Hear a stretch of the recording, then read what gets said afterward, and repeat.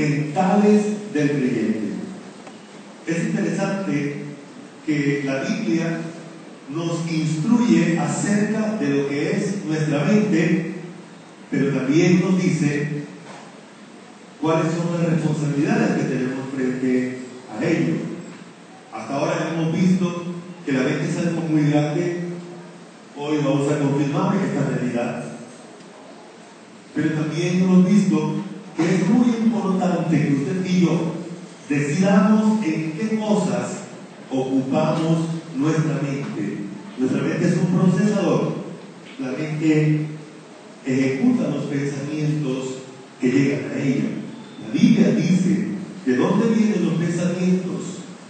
Los no creyentes no tienen opciones, pero los creyentes tenemos la opción de determinar qué tipo de pensamientos ingresamos a ese procesador. Y de acuerdo a los pensamientos que ingresemos, así va a ser la conducta, la actividad, el programa que tengamos para nuestro diario vivir, dependiendo de ello.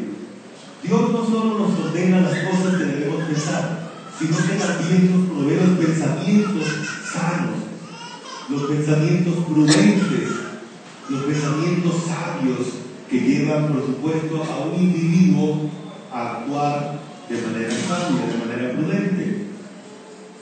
Dios nos enseña el proceso. Ya hemos aprendido que lo que usted hace primero pasa por el procesador, que es la mente. Pero antes de llegar al procesador, se origina en el corazón. El corazón es el que origina los pensamientos. Usted piensa lo que su corazón determina, y la mente entonces permite al corazón tomar decisiones de acuerdo a los pensamientos que estén en ella. Entonces Dios nos enseña el proceso mental desde el propio origen y cómo pasa por el individuo hasta convertirse en una vivencia diaria. Esto es lo que vamos a encontrar hoy.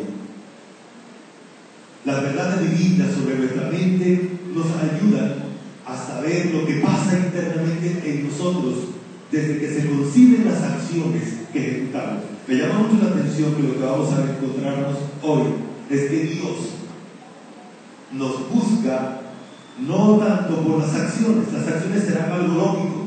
Dios busca aún desde el inicio de las acciones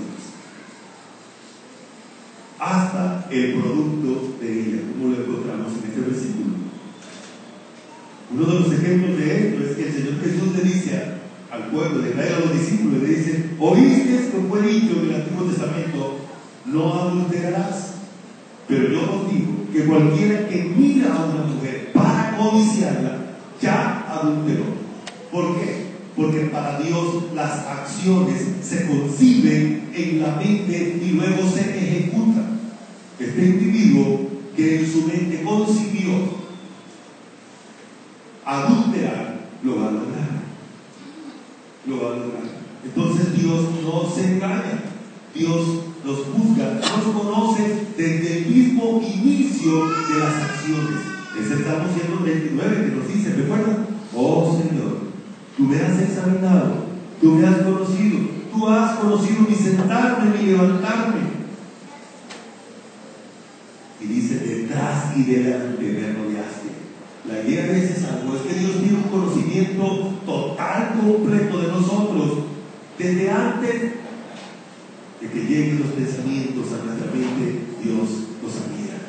Y cada proceso que sigue los pensamientos hasta convertirse en acciones, Dios lo sabía.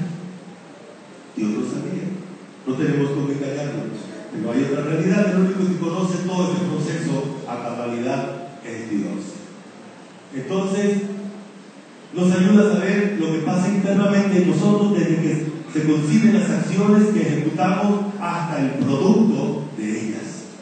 El conocimiento y juicio de lo que hacemos mientras estamos en esta vida, desde su inicio en la mente hasta nuestro diario andar. Por esa razón, esta mañana estamos estudiando los deberes mentales del creyente. Recuerden entonces lo que hemos hablado hasta ahora, esta imagen. La creé para comunicar a ustedes qué es lo que pasa o cuerpo. Y que dentro de nosotros, en lo más íntimo, en lo más interno, en lo más profundo de nuestro ser, hay una área, hay algo tan importante, tan elemental, tan básico de nosotros, y Dios le pone el nombre de corazón. Desde ahí surgen todas las acciones del individuo.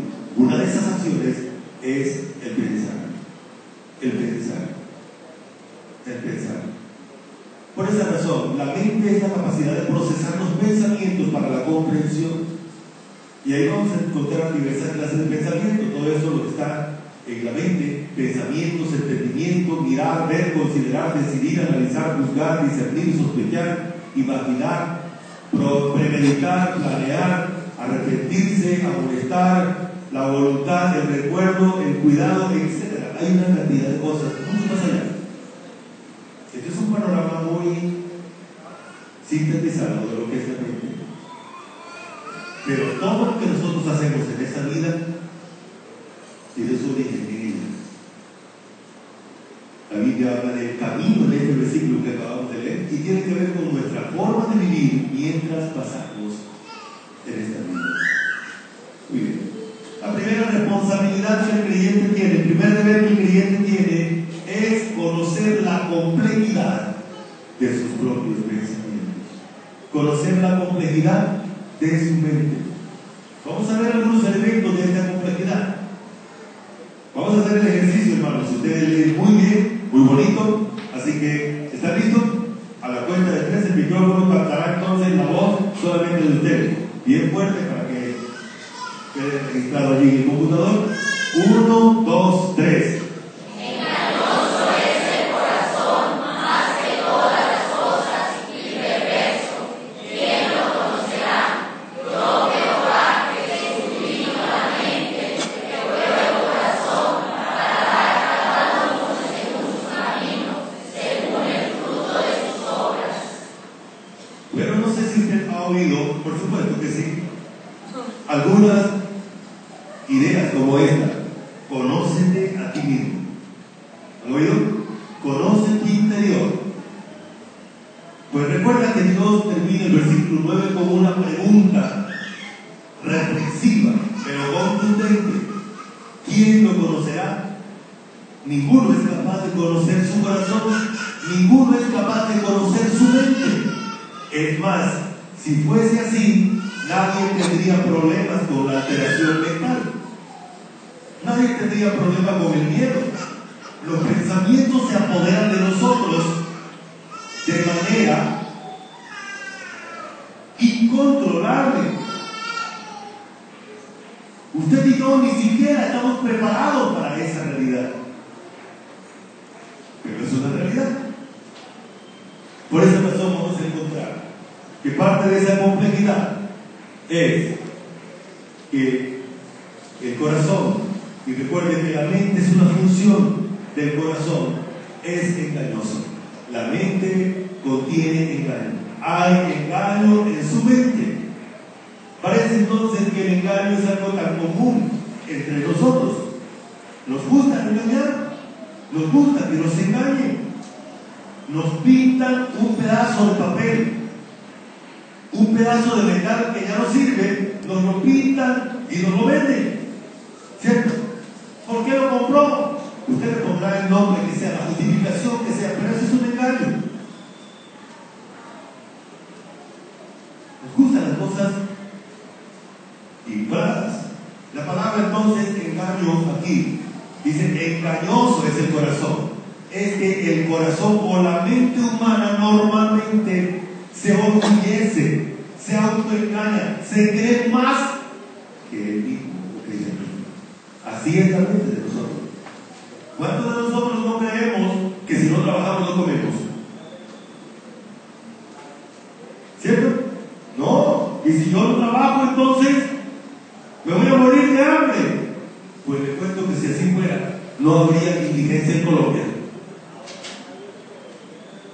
No habría indigencia. No estoy diciendo que esa sea su calidad de vida, pero esto demuestra, como dice Mateo capítulo 6, que no dependemos de lo que hacemos, dependemos de un Dios que es capaz de sostenernos, que es capaz de alimentarnos, que darnos ropa. Dice que si Él le da ropa a las plantas, ¿cuánto más a nosotros? Si nosotros valemos más que las plantas. Si le da comida a los animales, ¿cuánto más a nosotros? Bueno, permítame tumbarle una de las mentiras que nosotros creemos. Eso es engaño. Así que una de las grandes realidades y complejidades de su mente es que su mente le gusta jugar al engaño. Le gusta jugar al engaño. Cuando hacemos comercio, cuando compramos, cuando vendemos, normalmente entramos en el papel del engaño. ¿Cuántos de nosotros nos gustan las promesas que ahora nos están haciendo los políticos? Cuando ellos no saben si podrán cumplir.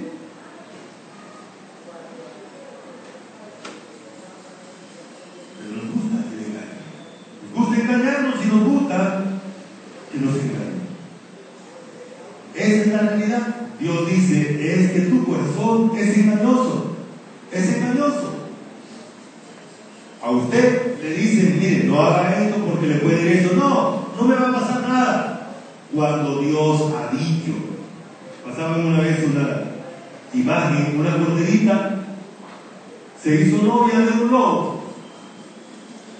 Y decía, no, él no me va a comer. Él me ama tanto que no me va a comer. Por supuesto, ¿quién va a poder cambiar la naturaleza del lobo?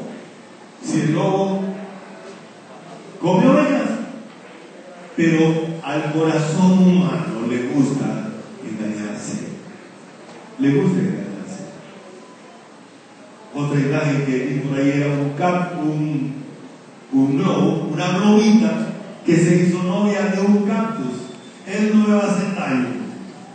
Él no me va a hacer daño. Bueno, ya ustedes saben. Esas son las bobadas que nosotros creemos, las mentiras que nos echamos, irrealidades que creemos. Toda la percepción que usted tiene de las realidades alrededor suyo están infectadas de este virus que se llama el engaño. El engaño. Lo que nos muestran en televisión no es real. Pero ¿cuántas veces los que ven la novela sufren por las circunstancias de ella? Los que ven películas sufren. Los que ven el partido de fútbol no saben el entramado que hay detrás de eso. Ese es el engaño. Y Dios dice, en la mente de nosotros entonces hay engaño, porque el corazón, que es el que piensa a través de la mente, es engañoso. Otra realidad que Dios quiere que usted entienda es que hay una inclinación interna suya, de su mente, de su corazón, a lo malo. Dice, engañoso es el corazón más que todas las cosas y perverso. La palabra perverso indica que el corazón y su mente, por supuesto, es frágil, es dañada, o es más sin ser dañada. Es susceptible a enfermarse. Por esa razón, uno de los grandes problemas que los seres humanos tenemos son problemas psiquiátricos. ¿Cuántas personas dicen que el mal del siglo es el estrés? Porque el estrés o la ansiedad produce alteraciones psicosomáticas en los individuos. Eso hace parte de la susceptibilidad de nuestra mente. Nuestra mente es frágil y hay que cuidarla. Hay que cuidarla. A veces hay una persona allí atendiendo a un ser querido, orándole al Señor que no se muera, que Dios le conserve la vida, y de repente llega un hermanito a consolarlo, y el consuelo es, hermano, que ya le tomó la medida, ya compró el cajón, ya compró el ataúd, ya está pagando el plan con la funeraria, y ese es el famoso consuelo. Y entonces se enferma más el que está allí tirado en la cama por las palabras que le dijo y también el que está en el mundo. Somos susceptibles. La mente de nosotros es inclinada a la debilidad, a la fragilidad. Se desespera. Este es otro concepto que está inverso de la palabra perverso. Se desespera, experimenta dolor. Si sabemos que la mente de nosotros experimenta continuo dolor. La tristeza es precisamente eso. La depresión precisamente es eso. Dolor que sentimos en nuestra mente por la frustración, por no poder manejar ciertas circunstancias, por la percepción de peligro, de inseguridad.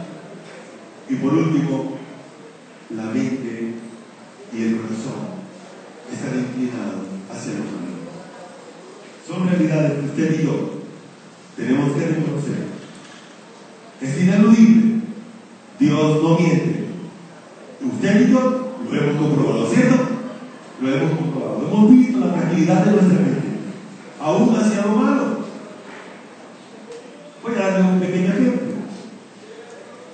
Bueno, de repente usted viajó de aquí a cualquier parte y durante todo el camino iba el reggaetón. Vamos a poner uno de ellos. A ella le gusta la gasolina. Y usted viene a la iglesia el domingo y viene a la iglesia a cantar al Señor y de repente se le atraviesa en su mente: a ella le gusta la gasolina. Y usted quisiera quitar esa gasolina y mandarla a la cesta de la basura. Pero ese pensamiento se quedó ahí, incrustado. Así es su mente susceptible.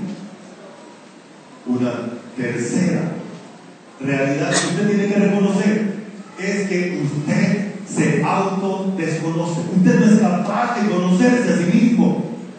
Así que cuando alguien venga a echarle esa mentira, conózcase a sí mismo. Vaya a Jeremías capítulo 17, versículo 9 y versículo 10, que dice: solo yo soy capaz de conocerte. Tú no te conoces. ¿Correcto? Así que desmontemos esa creencia, esa mentira de que soy capaz de conocerme, de que soy capaz de conocer a los demás. Yo conozco. Eso es mentira.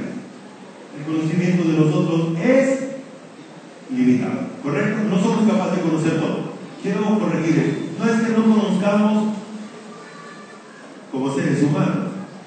Tenemos que reconocer que nuestro conocimiento de nosotros mismos es limitado y no conocemos todo lo que hay en la mente. ¿Correcto? Eso es lo que ella está diciendo hoy. No es que usted no conozca cosas, sino que el conocimiento que usted tiene no es suficiente. No es suficiente. Por eso los juicios que nosotros hacemos por nuestra propia percepción, por nuestro propio conocimiento, tienen la tendencia a equivocarse.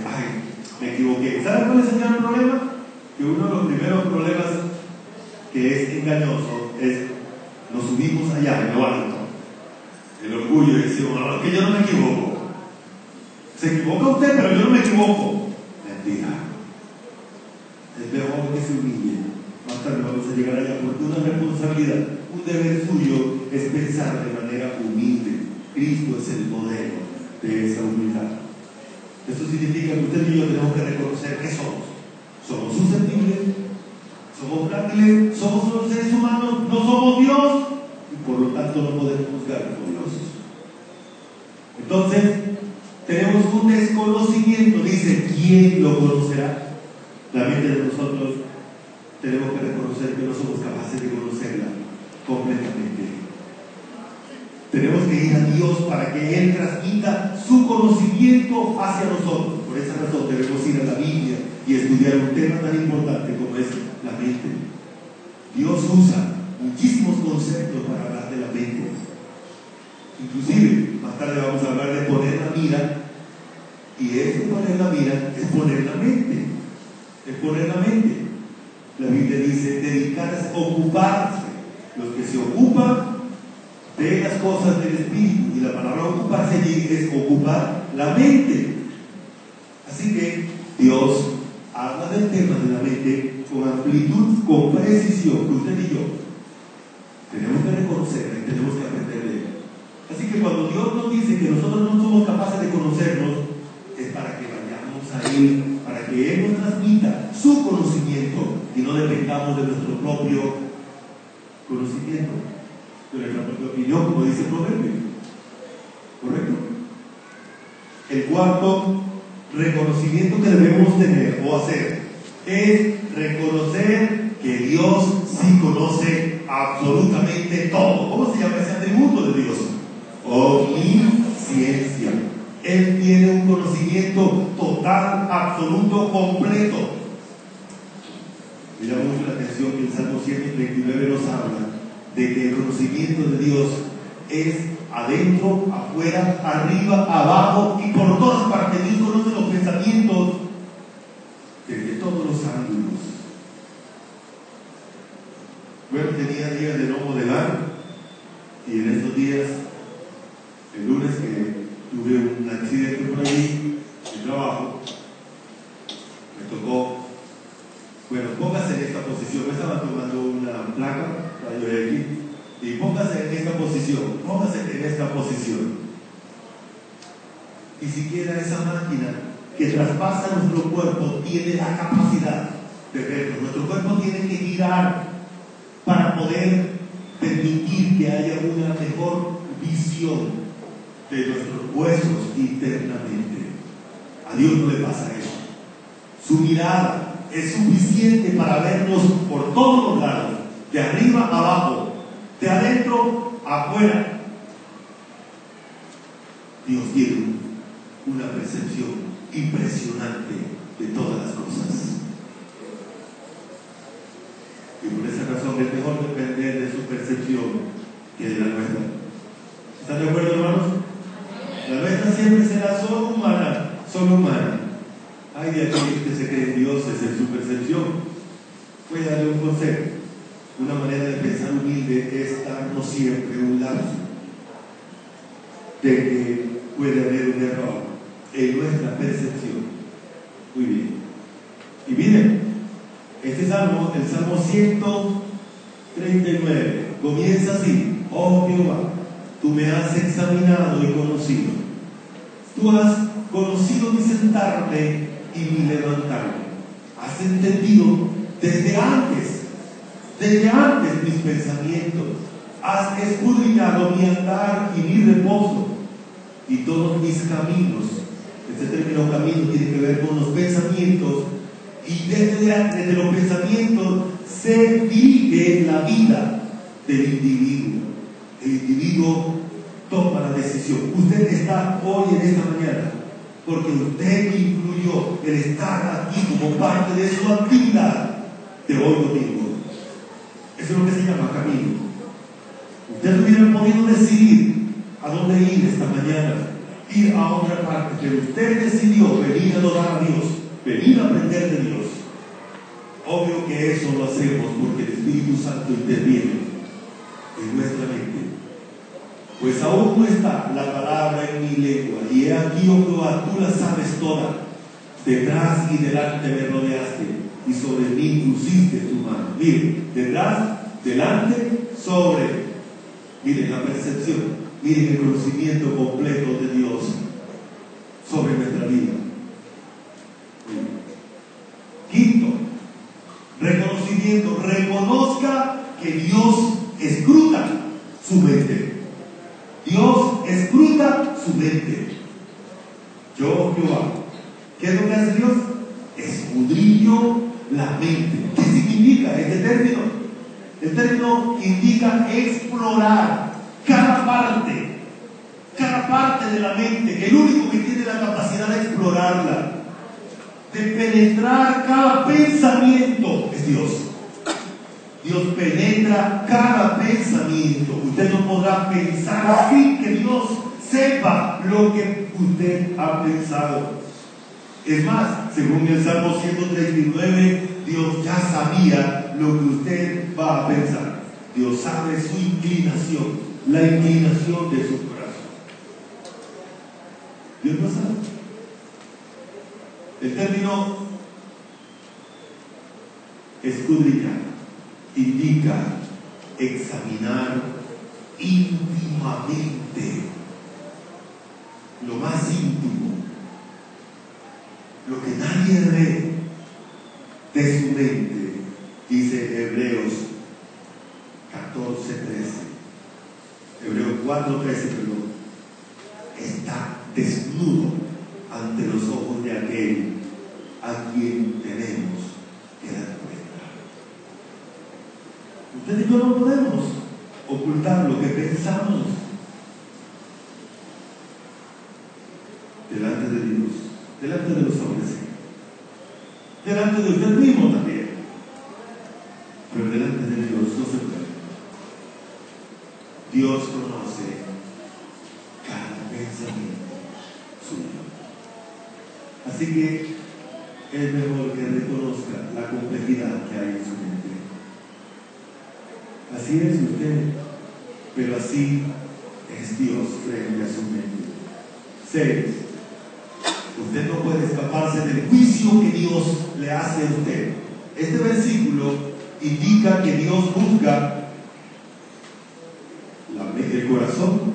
Dios juzga la mente que procesa lo que el corazón decide y juzga lo que va a ejecutar, lo que va a practicar, lo que va a hacer usted de acuerdo a los pensamientos y a las decisiones que se toman. Por eso dice yo, Jehová, que escudriño la mente, que pruebo el corazón para dar a cada uno según su camino, según el fruto de sus actos, de sus acciones, de sus obras. Por esa razón, Dios, digamos, el término probar indica juzgar el corazón, que es al fin y al cabo quien determina los pensamientos de la mente. Discúlpeme, pero hablar de la mente hay que utilizar términos como reiterativos, afirmativos, empáticos, porque mente y pensamientos es la misma cosa, solo que la mente es el aparato o la máquina, el procesador, y los pensamientos son los procesados. Pero después de procesar los pensamientos vienen las acciones del individuo. ¿Qué hace Dios?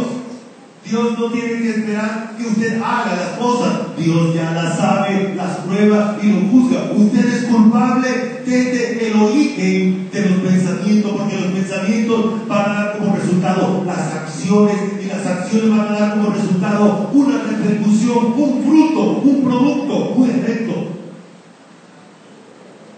Dios no está esperando que haya el efecto. Dios no está esperando que haya las acciones. Dios lo juzga a usted desde los pensamientos que producen las acciones y, por supuesto, los efectos. ¿Sí estamos, hermanos? Dios juzga las acciones desde su origen interno, que es el corazón y la mente. Dios juzga las acciones, las costumbres, el curso de la vida, la forma de actuar, son basadas en las decisiones que se toman en la mente y el corazón.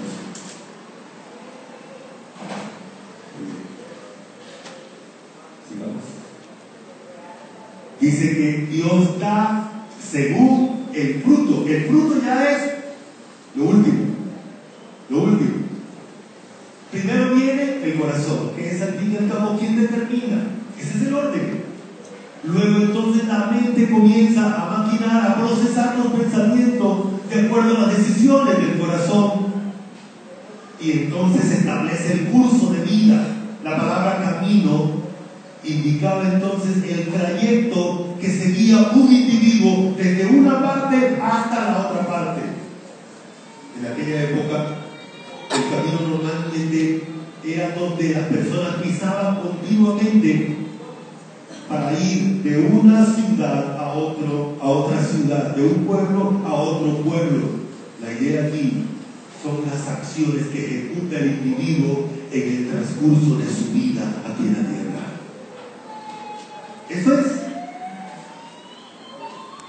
Esa es la forma, el proceso que seguimos internamente. Y luego sí viene las obras, los hechos que tienen que ver con las acciones precisas de acuerdo al camino. A ver, yo me paro aquí, voy a ir a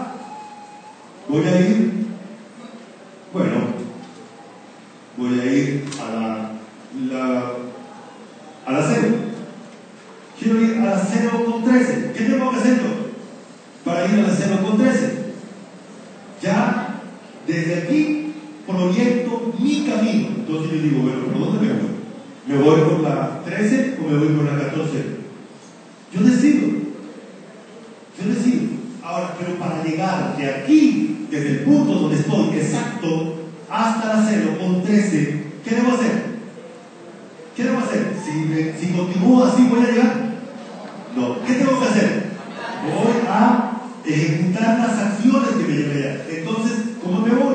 Me voy a pie, me voy en bicicleta, me voy en 4 patas, me voy en burro, me voy en un taxi, le pido a un amigo que me lleve, etc. Entonces son las acciones que ejecuto para lograr lo que ya planeé en mi mente. Y por último, ¿qué viene? El resultado. ¿Cuál es el resultado? El fruto. Usted siembra un árbol, lo riega todos los días y al tiempo va a comerse lo que usted produjo. No se come el árbol, se come lo que el árbol produce. ¿Correcto? Se come lo que el árbol produce. Así es la vida de nosotros. Volvemos a repasar. Entonces el proceso normal es, ¿comienza dónde? ¿Dónde comienza? En el corazón. El corazón está involucrado en los pensamientos. Dios dice que es Él el que piensa. Entonces viene el proceso en la mente. La mente lo que hace es pensar. La mente, el corazón y la mente determinan el camino que es el curso de la vida. ¿Qué voy a hacer yo con mi vida? ¿Qué actividades voy a ejecutar? ¿Con quién las voy a ejecutar? Y de allí vienen las acciones para lograr lo que yo he planeado, lo que he decidido, lo que he proyectado. Y por último viene ¿qué? El resultado, el fruto. Ahí está. Ese es el proceso que Dios entonces establece para las acciones de nuestra vida, que tienen su origen en la mente. Muy bien. 2. Segunda responsabilidad, segundo deber suyo con su mente o en su mente, no tener más alto concepto de sí que debe tener. ¿Qué piensa de usted? ¿Se ha preguntado quién es usted? ¿Se ha preguntado qué es usted? Algunos papás le hacemos engaño a los hijos desde niños, ¿no? Papá le dice a la niña, usted es la niña más hermosa que hay en el universo. O al niño también le dicen, usted es el... Lo cual es una mentira. No existe tal cosa. Si enseñamos a nuestros hijos, usted es superior a... Eso es mentira. No hay cómo medir la superioridad de un ser humano sobre el otro. Ni siquiera los que están en competencia, porque los seres humanos no somos iguales. Dios nos hace diferentes. Si alguien llega primero no significa que sea superior. Si un equipo mete el gol segundo no significa que sea superior. Pero así decimos nosotros. Y la prensa fue superior. Mentira. Esto no existe, pero en la mente de nosotros sí. Mis hermanos, les tocó el turno de leer. La palabra del Señor dice así bien fuerte. 1, 2, 3. Y no es por la gracia que me es dada a cada cual que está entre vosotros, que no tenga más alto concepto de sí que el que debe tener, sino que piense de sí con cordura, conforme a la medida de fe que Dios repartió a cada uno. Que piense de sí con cordura, pero ahora dice que no tenga un pensamiento elevado de sí. La palabra pensar más alto de sí indica tener pensamientos elevados. O sea, ocupar mi mente con pensamientos vanagloriosos, hinchados. Cuando yo me miro a mí mismo, entonces me veo más grande que los demás.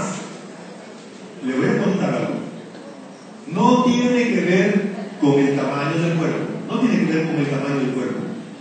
Es el pensamiento el que nos impulsa y nos hace ver a las demás personas pequeñas. Pequeñas. ¿Sabe por qué peleamos? ¿Sabe por qué nos damos duros los seres humanos? Porque creemos que somos superiores a otros. Es nuestro pensamiento el que nos lleva allá. Es nuestro pensamiento. La mayoría de nuestros problemas en la relación interpersonal es esa. Los varones pensamos que las mujeres son menos que nosotros. Las mujeres piensan que los varones son menos que nosotros, o que ellas. Y así sucesivamente. Cada uno piensa. Los hijos piensan que los papás son menos. Si piensan que son menos o son, entonces es que lo están mirando así. Pero la Biblia dice que esa no es la manera correcta de mirarnos. No existe un ser humano más alto que otro. Todos son iguales.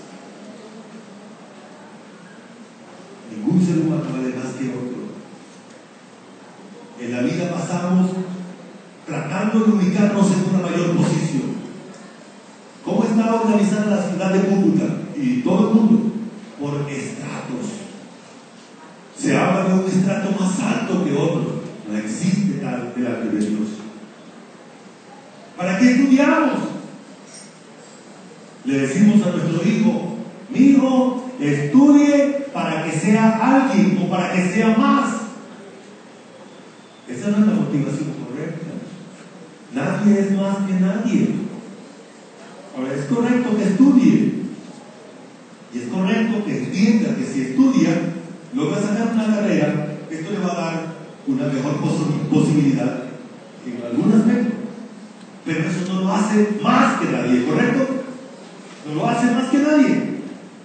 Si usted puede, entonces usted puede trabajar de esta manera detrás de un escritorio. Si no, le va a tocar tirar pico, le va a tocar ponerle el sol a las espaldas. Eso sí es correcto, eso es adecuado, esa es la realidad.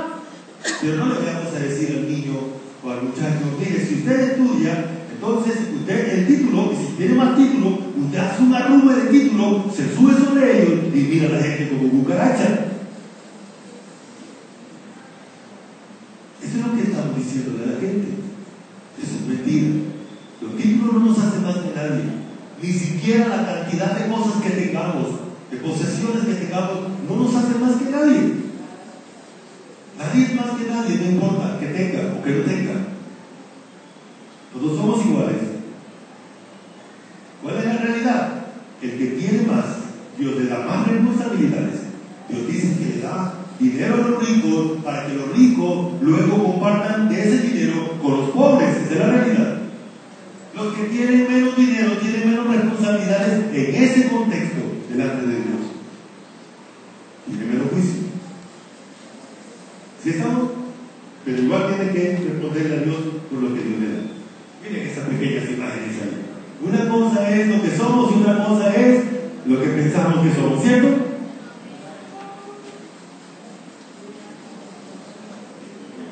El otro día vi un video de un hombre que vio que pasaba una chica, agarró la barriga y la escondió allí, y una vez soltó la barriga, la disparó la mesa por allá y todo lo que había en la mesa.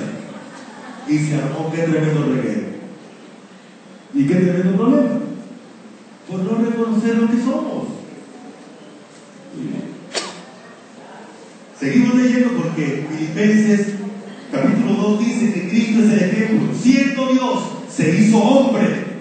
Se humilló al hacerse hombre. Humillarnos es reconocer nuestra esencia, nuestra naturaleza. Cristo, siendo Dios, sabía que al hacerse hombre iba a tener limitaciones de hombre, y Él se sometió a las limitaciones de hombre. Eso es lo que dice, se despojó a sí mismo. Es que Él se sometió a la condición humana y no dejó de ser Dios. Humillarnos no nos hace daño, nos hace bien, porque Dios cumple su palabra. El que se humilla será exaltado, pero que el que se exalta entonces será humillado. Completamos gozo sintiendo lo mismo, teniendo el mismo amor, unánime, sintiendo una misma cosa. La hagáis por contienda, por vanagloria, antes bien con humildad, estimando cada uno a los demás como superiores a él mismo, no mirando cada uno por lo suyo propio, sino cada cual por de los otros. Así que podemos resumir estos versículos. Me llama la atención que esta parte depende del texto completar mi gozo. Sigamos. ¿Cómo disfrutar el gozo? La palabra completar es madurarnos en el gozo. El gozo es una experiencia para los creyentes porque es fruto del Espíritu Santo. El gozo no es alegría. El gozo es la satisfacción que produce el Espíritu Santo por la relación que el creyente tiene con Dios. Es Dios el que provee esa satisfacción. Y esa satisfacción se genera por pensar lo mismo que el otro hermano. De esta manera tenemos el privilegio de gozarnos. ¿Saben por qué? Porque todos estamos aprendiendo el mismo tema de la palabra de Dios. Esa es la idea.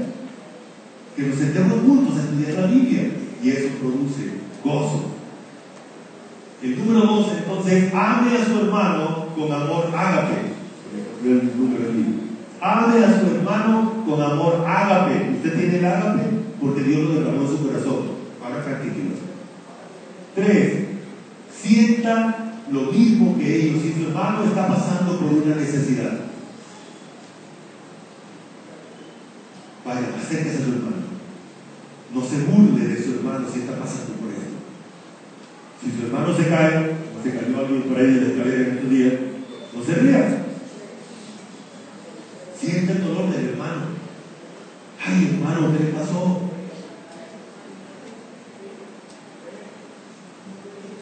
Por esa razón la Biblia dice: gozaos con que se gozan, llorad con los que lloran. 5. No peleen. Dice: nada hagáis por contienda. No peleen. Con su hermano no peleen. Guarde la fuerza para que peleen contra sus enemigos. Uno de sus enemigos que siempre está atacando es el diablo. Hay creyentes que se olvidan del enemigo y pelean con el amigo, con el hermano. Eviten pelear. Eso no está bien. No peleen con su hermano. No importa quién sea. Y peor si su hermano es un cónyuge. Eso no está bien. Así experimenta el gozo de Dios. 6. No se envanezca, no admita pensamientos altivos, orgullosos, inflados en su mente. Cuando llegue ese tipo de pensamiento, deséchelo. Vaya a la Escritura, vaya a la Biblia y confronte ese pensamiento y ocupe su mente pensando en lo que la Biblia dice. Estime a los otros como superiores. Recuerda cuál es la tendencia del orgullo humano: mirar a los otros como cucaracha. Pero mínimo, lo que Dios quiere es que usted piense que su hermano es como usted, no menor que usted. Y para no darle espacio al orgullo, Dios dice: entonces estímelo como superior a usted. ¿Por qué como superior? Porque cuando alguien es superior, por ejemplo, si usted tiene un jefe, ¿usted va a faltarle el respeto al jefe? ¿Usted va a maltratar al jefe? ¿Lo va a gritar? Venga, jefe, para pelear con usted. No, señor. Usted va a darle un trato digno. Eso es amar. Un trato respetuoso. Cuide a su hermano. Cuide a su hermano. Y cuide las cosas de su hermano. Tenemos un mundo tan tremendo. Una vez me encontré con un señor, bueno, fui a parchar una llanta y llegó un señor con un carrito nuevo, con un taxi nuevo. Me dio tanto dolor. El señor desesperado me dijo: mira, le di el taxi a alguien que lo manejara y dije todo. Casi todas las llantas pinchadas. El carro por debajo. Yo no sé por dónde metió este tipo el carro. Golpeado, partes de abajo del carro nuevo, reventado. Ese es el mundo. Nadie va a cuidar las cosas que no son de él, pero en la iglesia no es así. Usted cuida las cosas del hermano. Usted cuida las cosas del hermano. Así usted experimenta el gozo de Dios. Son 9 cosas allí. Piense, ame, una su alma a los otros. Se me pasó. Unir el alma es acercarme, desarrollar relaciones afectivas con su hermano, así dice la Escritura. Sienta lo mismo que su hermano, no pelee con su hermano, no se envanezca, estime a su hermano como superior a usted, cuide a su hermano, cuide las cosas de su hermano. Sigamos. Tercer deber: piense de sí con cordura, acentúe bien la C, es una C, no una G. Es C. ¿Qué significa C? Que usted piensa como debe pensar. Diga lo que dice el versículo. El versículo mismo lo explica. Dice: digo pues, por la gracia que me es dada, a cada cual que está entre vosotros, que no tenga más alto concepto de sí que el de tener. ¿Qué es pensar con cordura? No pensar de manera inadecuada. Pensar de usted como lo que usted es, que es usted. ¿Qué dice Dios de usted? ¿Qué dice Dios de usted? Hombre, que usted es un simple ser humano, es una criatura, que usted es Dios. Que usted es Dios. Ese jueguito que Satanás le trajo a Eva todavía aparece en la mente de nosotros. Pensamos que somos Dios. No somos grandes. No somos grandes. Bueno es ser realista. No somos grandes. El engaño de nuestra mente es que creemos que somos grandes. Ahí está la diferencia entre la C y la E. Usted es grande. Usted es. ¿Lo que es? Es ser humano que depende de Dios.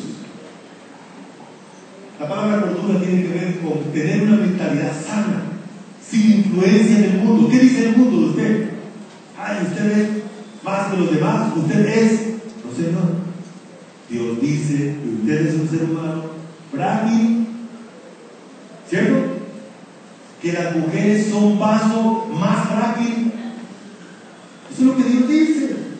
Y hoy en día eso ofende a muchas mujeres. Que los hombres somos frágiles.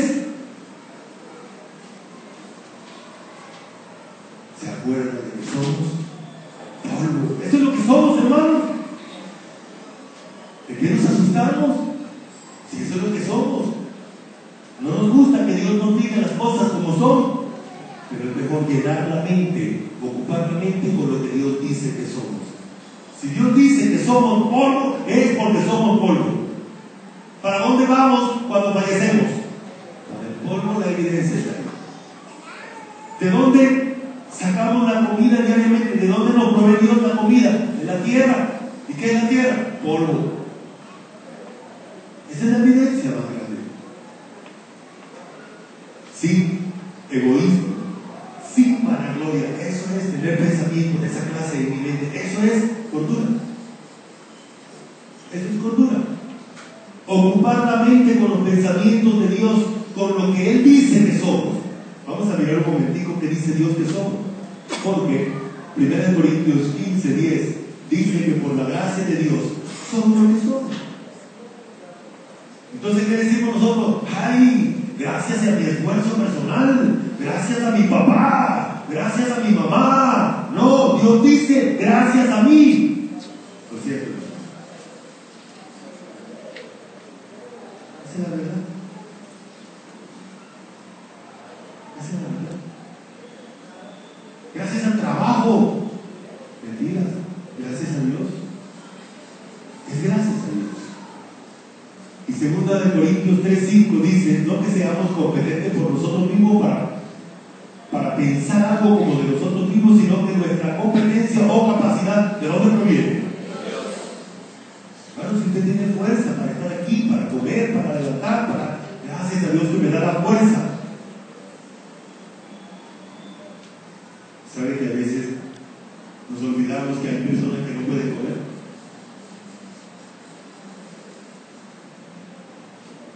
Y nosotros podemos comer. Gracias a Dios por eso. Todo lo que somos es gracias a Dios.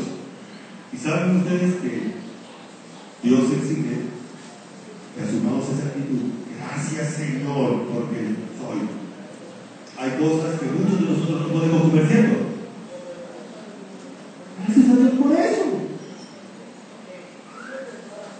y cosas que tenemos que comer. Gracias a Dios por eso. Hay que darle gracias. Y 2 Corintios 4:7 dice, pero tenemos este tesoro es la obra de Dios. ¿Pero qué es lo que somos? Vasos de barro, frágiles. Vale, levántalo un poquito, unos 100 metros, y déjalo caer para ver qué pasa ese vaso. Ni tanto, ahí se critica. Eso es lo que somos, hermanos. Pero gracias a eso, la misericordia de Dios se manifiesta en nuestra vida, y como dice el versículo 10, a su gracia, a su misericordia que debemos todos, ¿verdad, hermano? Cuarto deber: poner la mira en las cosas de arriba. La palabra mira es la palabra mente. Poner la mente en las cosas de arriba. Debemos pensar en las cosas de arriba. ¿Saben ustedes que nosotros estamos aquí solamente de paso? La Biblia dice que nuestra verdadera morada está allá. Qué bueno que cantamos esos himnos, porque es así. A veces no queremos cantar solamente cuando alguien se muere. Debemos cantarlos vivos, hermanos, para que nos recuerden que allá arriba tenemos una habitación inimaginable, y tenemos un cuerpo preparado para reemplazar a este cuerpo momentáneo, efímero. Aquel será un cuerpo eterno, más amplio, y un cuerpo que nunca más se va a enfermar, que nunca más va a morirse. Así dice Dios. Mientras tanto, seamos pacientes con nuestro cuerpo y cuidemos. Sigamos. Poner la mira es ocupar la mente. Poner la mira en las cosas de arriba, no en de la tierra, porque habéis muerto y vuestra vida está escondida con Cristo Dios. Me llama mucho la atención eso, ¿no? La palabra poner la mira es que los ojos son como la mira telescópica de la mente. Quien está mirando a través de los ojos realmente es la mente, aquella parte interna de los ojos. Y por esa razón debemos poner nuestra mente en las cosas eternas. Dice 2 Corintios 4:18, no mirando. Ya sabemos qué es mirar. La mente mira, pone la mira. ¿Hacia dónde? En las cosas que se ven, sino en las que no se ven. Pues las cosas que se ven son temporales, pero las que no se ven son eternas. Estamos hablando del cuerpo, ¿no? ¿Este cuerpo es un cuerpo eterno o es un cuerpo temporal? Entonces, ¿en qué cuerpo debemos pensar? Okay. Esta casa, este templo, ¿es un templo eterno o temporal? Todo de esta vida es temporal. Debemos poner entonces nuestro enfoque hacia allá. La Biblia también habla en este versículo de Colosenses: hacer morir pues lo terrenal en vosotros, fornicación, impureza, pasiones desordenadas, malos deseos y avaricia, que es idolatría. Pero ahora dejad también vosotros todas estas cosas: ira, enojo, malicia, blasfemia, palabras deshonestas de vuestra boca. No mintáis los unos a los otros, habiendo despojado al viejo hombre. Todas estas cosas, dice la Biblia, que son idolatría y son terrenales. Entonces no debemos enfocarnos en esas cosas. Nuestro enfoque mental está en lo celestial. Número 5. Hay que considerar los hermanos. ¿Qué significa eso? Es un versículo que leemos todos los días. ¿Qué significa considerar a mi hermano? Significa pensar en mi hermano. Mantener mi mente sujeta a que tengo que pensar. Mi hermano hace parte del registro mental. Usted sabe que la mente tiene un registro de personas. Su hermano debe estar ahí. Su hermano debe estar ahí. Ahora yo le pregunto, ¿qué tan grande es su registro? Todos los hermanos que Dios ha puesto al lado suyo los tiene él. ¿Sabe su nombre? ¿Sabe dónde vive? ¿Sabe sus necesidades? ¿Sabe las situaciones que pasan? Eso hace parte del texto. Eso hace parte del concepto de considerar a mi hermano. Es cuidar a mi hermano, pensar en mi hermano, comprenderlo.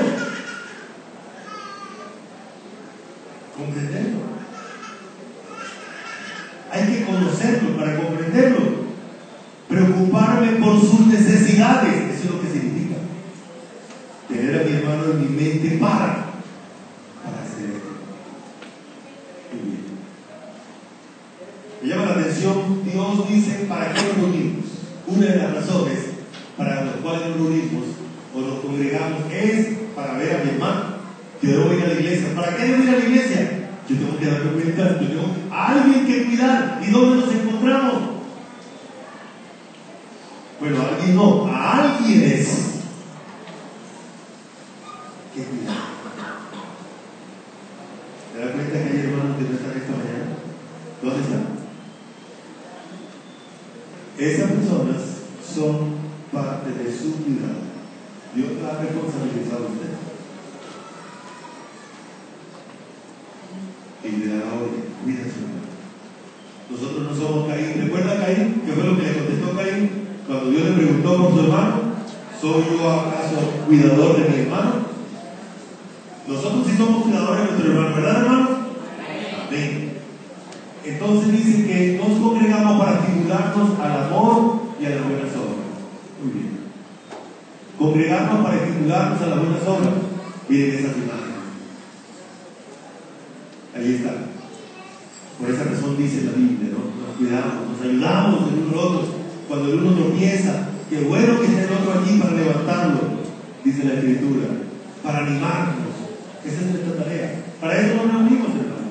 Y por esa razón es bueno saludarnos, hermano. Gaste su tiempo.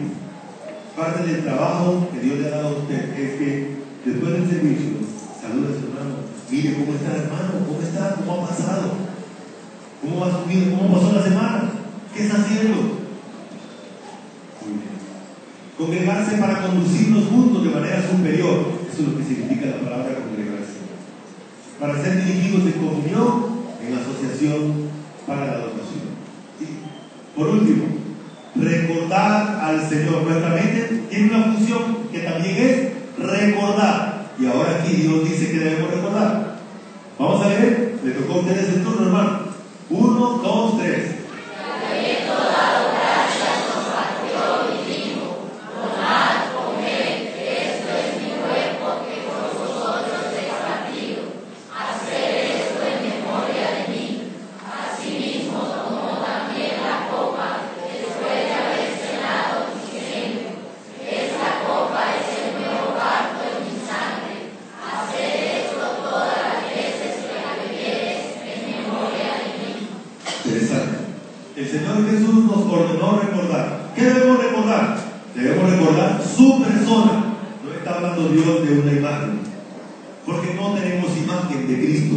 Nadie sabe cómo es Cristo o cómo era Cristo físicamente. Nadie sabe. A Dios no le terminó, no le plació que nosotros tuviéramos una imagen de Cristo. ¿Cómo era Él? Sabemos que por el origen Cristo debía ser una persona, bueno, morena, no ese modelo que por allá pintó Miguel Ángel, ese modelo europeo, con algunas atenuantes específicos. Cristo no era así, diferente. Dios no nos ordena eso, pero que sí pensemos en su persona, en sus atributos, en sus obras, porque Él vino a mostrar eso. Debemos pensar en su sacrificio redentor. De hecho, la cena nos obliga, nos lleva a pensar en su sacrificio. El pan, la partitura del pan, era para que pensáramos que su cuerpo iba a ser partido de esa manera. Y que la iglesia es el cuerpo de Cristo. Entonces debemos pensar en su muerte, cómo murió Cristo. Y de eso sí podemos, porque tenemos registro bíblico, ¿cierto? Debemos pensar en sus palabras, en su mandato, cuáles fueron las órdenes que nos dejó Cristo. Y debemos pensar en la cena, como Él la ordenó. El apóstol Pablo lo hizo cuando nos transmite a la iglesia de Corintios, y por supuesto a nosotros. Dice: porque yo también recibí. Porque yo recibí del Señor lo que también os he enseñado. Que el Señor Jesús, la noche que fue entregado, tomó pan. Bien, hermanos. Imágenes para recordar la muerte. Recordar el momento de la liberación de la esclavitud de nuestros pecados y el traslado al reino Nos hemos llegado a la conclusión de esta maratón bíblica. Vamos a recordar entonces cuáles son nuestros deberes mentales. El primer deber, reconocer la complejidad que hay allá dentro de nuestro pensamiento. ¿Cierto que nosotros sí nos conocemos? No nos conocemos. ¿Quién nos conoce completamente? Pero Dios sí dice cómo somos. Debemos entonces depender de lo que Dios dice, no de lo que nosotros pensamos. No tener un más alto concepto o pensamiento de nosotros mismos. Correcto. Pensar de nosotros con cordura, no con grandeza, ¿no? Yo sí soy grande. No, Señor, con cordura. Poner la mira en las cosas de arriba. 5. Hay que considerar a los hermanos. Hay que pensar en mis hermanos. Debo pensar en mis hermanos. Y miren, cuando Dios dijo eso, no había WhatsApp, no había Facebook, no había Twitter, no había nada de eso, no había celulares. No había celulares para mandarle un mensaje a un hermano, había que escribirle y luego mandar a alguien en caballo, que es lo más veloz. Y por último, recordar al Señor al hacer el Señor. Asume tu responsabilidad al pensar. No creas que pensar solamente es una actividad así trivial. Piensa en la complejidad de los pensamientos. Lo que piensas determina tus acciones. Tus pensamientos tienen un fruto. Dios juzga tu mente. Dios examina tu mente. Dios juzga tu mente. Vamos a orar.